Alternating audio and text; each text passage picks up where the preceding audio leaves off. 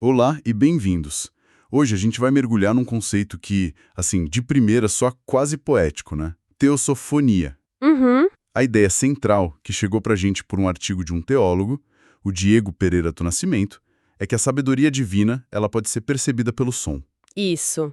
E não é uma voz literal caindo do céu, né? A proposta é outra. Exato. É algo que ecoaria na música, nos sons da natureza, em certas vibrações, sabe?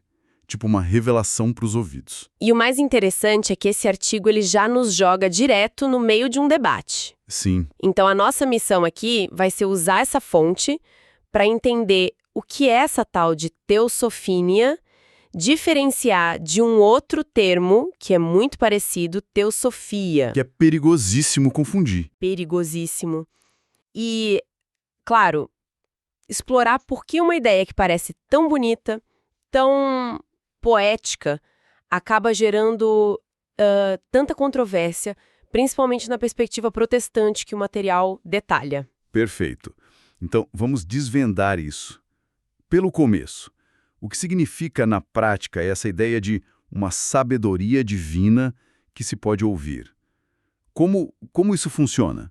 Olha, na essência, a teosofonia sugere uma espiritualidade mais sensorial. É quase um contraponto a uma fé que fica só no campo intelectual, só na leitura, sabe? Entendi. O artigo do Diego Nascimento dá exemplos bem claros que a gente conhece. A emoção de um hino numa igreja, a paz que o som do vento nas árvores pode trazer, o ritmo do mar. Coisas do dia a dia. Exato. A proposta é que esses sons não são só ruído, eles podem ser veículos para uma percepção do sagrado. Certo.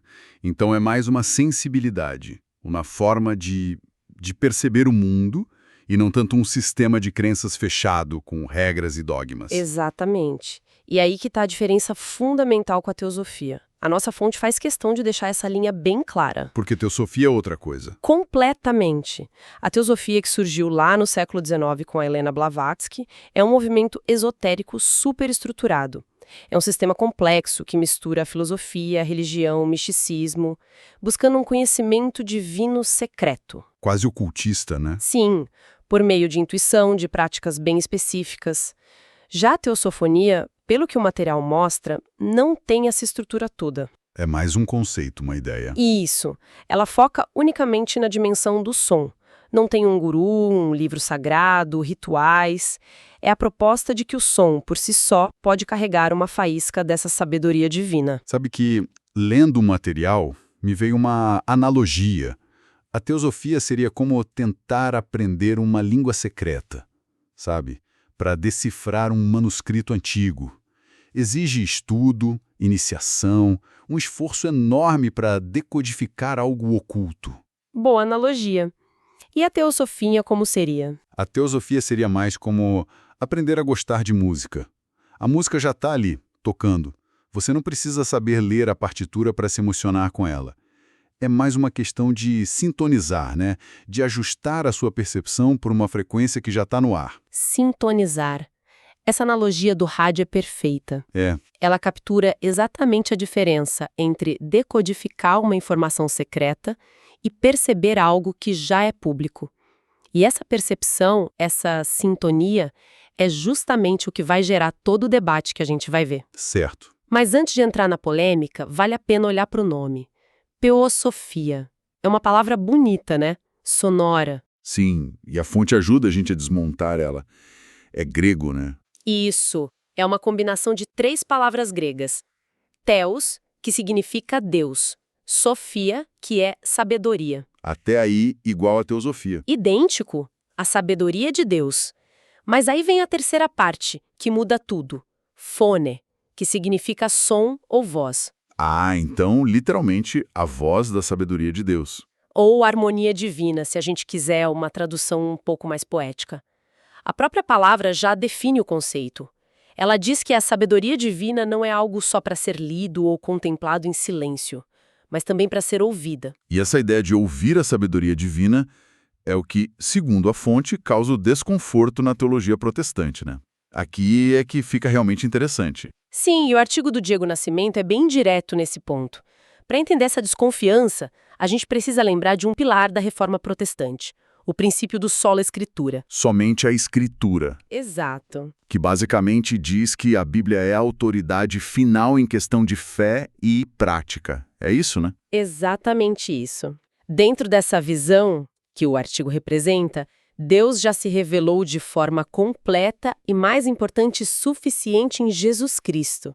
E essa revelação está registrada de forma definitiva na Bíblia. Uhum. A fonte até cita aquele versículo clássico de 2 Timóteo que diz que toda a Escritura é inspirada por Deus e útil o suficiente para nos ensinar tudo que a gente precisa. Tá, então a lógica é, se a gente já tem a revelação completa e suficiente na Bíblia, qualquer outra suposta fonte de revelação se torna, no mínimo, suspeita. É isso? Precisamente. A preocupação não é com a beleza da música ou com a paz da natureza. Ninguém está dizendo que isso é ruim. Claro. A questão teológica é quando a gente eleva essas experiências à categoria de sabedoria divina ou revelação. Isso, para essa linha de pensamento, abre uma porta muito perigosa para o subjetivismo. Faz sentido. Tipo, quem garante que a voz que alguém está ouvindo na natureza é a voz de Deus? E não, sei lá, um engano ou uma projeção dos próprios desejos. A Bíblia é vista como uma âncora objetiva nesse mar de experiências subjetivas. E o artigo também fala de uma outra coisa interessante, sobre o conhecimento de Deus não ser algo secreto para um grupinho de iniciados. Sim, e isso é uma crítica direta a qualquer coisa que cheire a gnosticismo, sabe? Aquela crença num conhecimento secreto só para uma elite espiritual. Entendi. A visão protestante clássica que a fonte descreve é de que a revelação em Cristo é pública, é aberta, é democrática, está disponível para qualquer um que leia as Escrituras com fé, não só para quem tem uma sensibilidade auditiva especial. Mas é importante notar, né, que o artigo representa uma visão talvez mais conservadora do protestantismo. Eu imagino que outras vertentes, tipo as mais carismáticas ou pentecostais, teriam uma visão bem diferente disso. Sem dúvida. Para muitas tradições pentecostais, a experiência direta, sensorial de Deus não só é válida, como é o centro de tudo. Eles provavelmente não veriam essa contradição toda. Mas o nosso material foca nessa perspectiva mais reformada, tradicional, onde a autoridade do texto é suprema. E é aí que a discussão fica rica. Fica mais rica ainda. Porque o autor do artigo, mesmo sendo crítico, ele é honesto. Ele apresenta o principal contra-argumento. E o mais curioso é que os defensores da teosofonia, segundo ele, buscam a defesa no mesmo lugar. Na Bíblia. Exato. E esse é o ponto que mostra como a interpretação é tudo, né? O argumento de defesa, como tá lá na fonte, é que a própria Bíblia tá cheia de referências que ligam a criação e a glória de Deus ao som. Certo. A passagem de ouro para esse argumento é o Salmo 19. Logo no comecinho ele diz: "Os céus declaram a glória de Deus, o firmamento proclama a obra das suas mãos." Declaram, proclamam, são verbos de comunicação, né? Verbos ativos. Não diz que os céus sugerem ou indicam, diz que eles falam. Exato, a análise desse argumento é justamente essa. Se os céus falam, existe uma voz na criação, e essa voz não estaria trazendo uma nova revelação competindo com a Bíblia. Certo. Mas estaria ecoando, confirmando a verdade sobre o Criador que já está na Bíblia. Seria o que os teólogos chamam de revelação geral. Ah, sim. A natureza não vai te contar o plano da salvação, mas ela grita que existe um Criador glorioso. Ok. Então, para os defensores, ouvir essa voz da criação não é buscar um conhecimento esotérico, mas só prestar atenção ao testemunho que a própria criação dá. Um testemunho que a própria Bíblia nos incentiva a ouvir. Perfeito. Eles diriam que não estão adicionando nada à Bíblia. Pelo contrário, estão levando a sério o que a Bíblia diz sobre o mundo. É quase como dizer: Deus nos deu 2 livros, o livro das Escrituras e o livro da natureza. E os dois falam sobre ele. De maneiras diferentes, mas falam. A teosofia, então, seria a arte de aprender a ler esse segundo livro com os ouvidos. Isso me faz pensar, essa ideia não é tão nova assim. Se a gente pensar na história, o conceito da música universalis, a música das esferas dos gregos antigos, Sim. já falava de uma harmonia matemática e divina no cosmos. ou até o canto gregoriano, que era visto como uma forma de sintonizar a alma com a harmonia do céu. Excelente conexão. Você está certa. A ideia de que o universo tem uma ordem sonora e que a gente pode se alinhar a ela é muito antiga. A teosofia, como o artigo descreve, parece uma reinterpretação moderna, talvez mais pessoal, dessa intuição ancestral, agora colocada em diálogo com a teologia cristã. O que eu acho fascinante é o paradoxo. A mesma fonte de autoridade, a Bíblia, sendo usada como um escudo por um lado Para se proteger de revelações subjetivas, e como uma espada pelo outro, para defender a validade dessa percepção. Isso diz muito sobre a natureza da própria interpretação, né? totalmente. E mostra que o debate não é simples. Não é crer na Bíblia versus não crer. Os dois lados creem. A pergunta é outra. Qual o escopo da revelação de Deus? Ela está fechada, selada num texto antigo, ou o texto é um mapa que aponta para uma realidade viva que continua se manifestando? Inclusive através dos sons. Exatamente. O artigo nos coloca nesse dilema. Então, depois de analisar tudo isso, o que a gente tira dessa história toda? Olha, a gente sai com a clareza de que um conceito que parece simples, como a teossofonia, é, na verdade, a ponta de um iceberg de um debate teológico fundamental.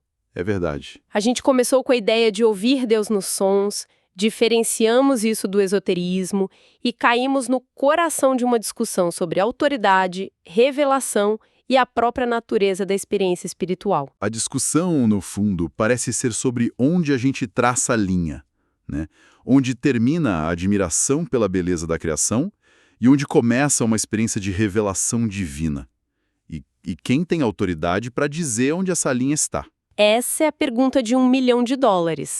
O artigo que a gente usou como base, com sua perspectiva protestante tradicional, traça essa linha de forma bem clara.